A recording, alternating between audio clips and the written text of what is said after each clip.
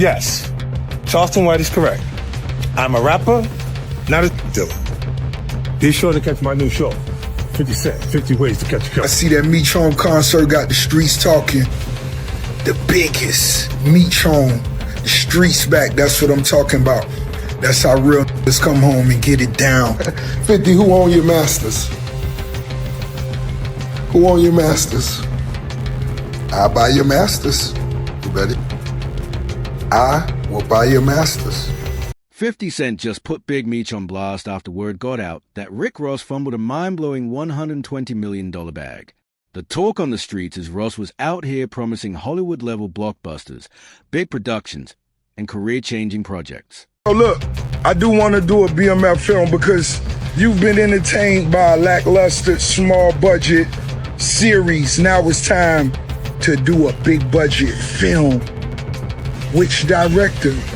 Shout out to my homie F. Gary Gray, Antoine Foucault, what's up? Tarantino. It's a lot of legends. This is gonna be big. But when it came time to deliver, nothing, zero, just smoke and mirrors.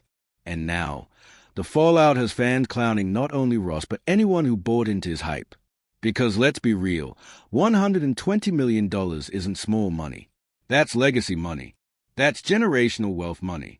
And for Ross to pitch all these dreams, only for them to evaporate, it makes the whole thing look like one giant finesse.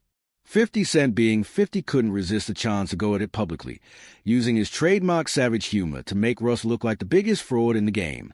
Now Meech is out here looking broke while 50 keeps turning his name into the ultimate punchline fans can't stop running with. It's gotten so wild online that people are even joking the only way to settle this is if Meech steps in the boxing ring with 50. And the crazy part? It all goes back to when Meech thought life after the streets meant a Hollywood comeback.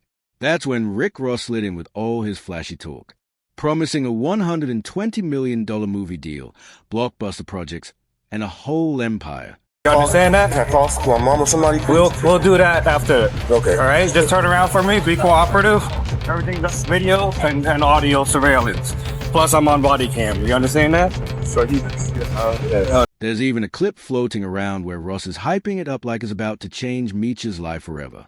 On paper, it looked like Meech was about to cash out big on his legendary status. But instead, Ross never dropped a single dime. He basically hijacked Meech's name just to flex on 50, his biggest rival. While Ross was busy dangling fake movie dreams and clout, it was actually 50 Cent who came through with real money. Meech, I don't feel bad for no grown man on this planet. Like, I'm a grown man. Why the f I gotta feel bad for another grown man? Like, you a grown man too. What you asking for my sympathy for? You be alright. Oh, Ed. He put the BMF show on TV, paid for Lil Meech's acting classes, and gave him the platform Russ only pretended to build. And it ain't just 50 talking slick either. Tony Yayo jumped in and backed it all the way up, pulling out receipts showing 50 was the one really cutting checks and making moves. Meanwhile, new reports say Meech is frustrated, strapped for cash, and finally realizing Russ only linked up with him as a petty shot at 50. That's straight up humiliating. Instead of leveling up like he thought, Meech is now stuck looking like a pawn in somebody else's beef. The man went from thinking he had a $120 million Hollywood play to being reduced to a storyline in 50 and Ross's never-ending feud. And trust me, fans are eating it up. But those fake promises were just the surface. The real chaos kicked in when Meech's own son got caught partying it up with Ross at the club. This came literally days after those leaked texts dropped where Lil Meech allegedly typed out, F Ross, Ross, Ross. And then boom, he's suddenly spotted right next to him, vibing in VIP like nothing ever happened. The video spread like wildfire. Meech and Ross shoulder to shoulder, whispering in each other's ears, grinning for pics, the whole club glowing red like a movie scene. And of course, 50 Cent wasn't about to let that moment slide. February 13th, the Big Meech Home benefit concert. It's gonna be iconic. Too many names to list, but let me salute some of the legends. Lil Baby, Boss Man D-Lo, 21 Savage, Sexy Red, Ricky Rose. Now, it's the first time it's ever been done. Me performing BMF with the icon himself. This shit gonna be special. Epic. Get your tickets right now. I'm back. He hit Instagram with one of his trademark troll shots, joking that Russ told Lil Meech to drop his dad's address so he could send some Wingstop wings over. That wasn't just comedy, it was a surgical strike. 50 was clowning Russ for feeding Meech scraps instead of real opportunities. And if you thought that punchline was cold, what came next left people straight up stunned. Out of nowhere, 50 dropped a now-deleted bomb, claiming he had to personally send Lil Meech to rehab. According to him, the kid was showing up to set high, even puking during a weapons test because he was lit. Then came the wild part. They allegedly found whippets in Lil Meech's truck. 50 even admitted he had no clue what those were until he had to Google it. He played it off like the older, wiser brother trying to steer him straight, while Ross was the one hyping up reckless behavior. And just when you thought it couldn't get worse, Lil Meech caught a case at the airport. So when 50 laid all of this out, social media lit up. The question was clear. Did 50 actually save Lil Meech from wrecking his whole career? And if so, why was Meech riding with Russ instead? That's when another name jumped in and turned the drama even uglier.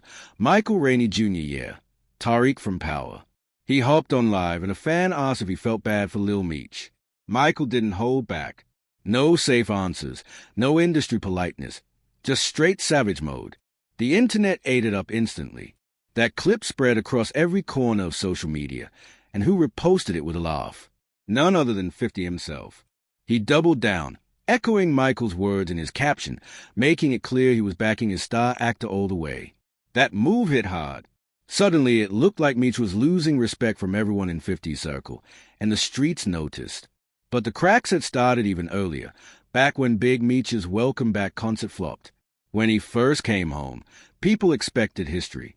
A massive event packed with rappers, fireworks, a moment for the culture. But instead of sticking with 50, the guy who made his story a TV empire, Meech leaned on Russ to push it. There's even footage of them hyping the event as legendary. But the show never even happened. And for 50, that was a final straw. From there, 50 accused Meech of cutting side deals with the feds and went on a trolling spree. Meech tried to clap back, posting an old pic with 50 but slapping a giant rat emoji right over his face. No subliminals, no sugarcoating. He was flat out calling 50 a snitch. He doubled down by calling 50 an internet gangster, claiming all he does is talk tough online. Ross piled on too, mocking 50 for being mad about their partnership. Fans saw it as a tag team move, Russ gassing Meech just to poke the bear harder. Even clips surfaced of Russ clowning 50 directly while standing next to Meech. But here's where the story gets messier. While 50 gave Lil Meech actual opportunities, TV roles, acting credits, a real platform, Russ only handed out photo ops and club appearances. Yet Meech looked more eager to roll with Russ. That contradiction had fans clowning him even harder. Soon rumors spread that Meech wasn't just trolling. He actually wanted to fight 50. The rat post, the club appearances, Russ's trolling. It all snowballed into people believing a boxing match was coming. Big Meech reduced a celebrity fight talk just to feel relevant.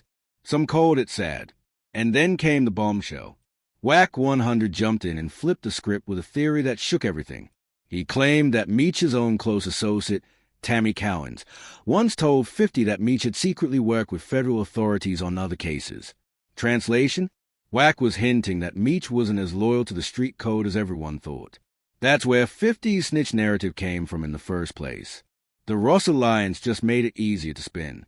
To the streets, that image of loyalty Meech built up for decades suddenly looked shaky. Backed against the wall, Meech looked shaky. But Whack wasn't done stirring the pot. He claimed Tammy herself might have had her own motives for flipping sides. Maybe she felt abandoned when Meech got locked up. Or maybe she was tired of him trying to snatch back the life rights he had already signed over to 50 for the BMF series.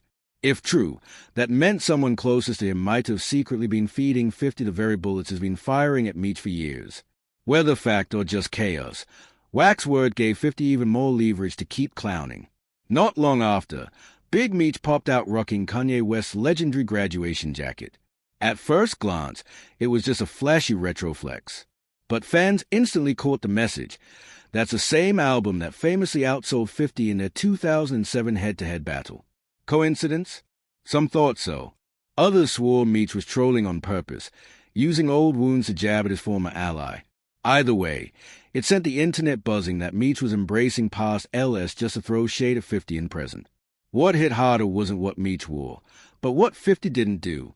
Normally, he's the first to screenshot a goofy pose or tear apart a fit with ruthless trolling. But this time, silence. And that silence spoke volumes. Fans were convinced he was holding back on purpose, like he was saving something nuclear. Because when 50 skips a roast, it usually means he's gearing up for a knockout blow. Suddenly, the beef felt less like banter and more like a Cold War ready to heat up. At this point, it's obvious 50 isn't just trolling anymore. He's locked in. Most feuds die out with time, but this one keeps escalating with every move Meech makes. Some say 50 feels betrayed after giving Lil Meech real opportunities, only to watch him cozy up with Ross. Others argue it's about dominance. 50 doesn't just want to win. He wants to crush anyone daring enough to cross him. Letting Meech slide would make him look weak, and that's not how 50 operates. So if this ever moves from Instagram jabs to an actual boxing ring, it won't be just for hype. It'll be the final round in a feud already out of control. One man's fighting to protect his legacy. The other's trying to chip away at it for clout and laughs. With the way things are going, it's looking less like wild rumors and more like the inevitable ending. But what do you think? Is this really headed for gloves in the ring, or will 50 bury Meech before it even gets that far? Drop your thoughts in the comments, and don't forget to like, share, and subscribe.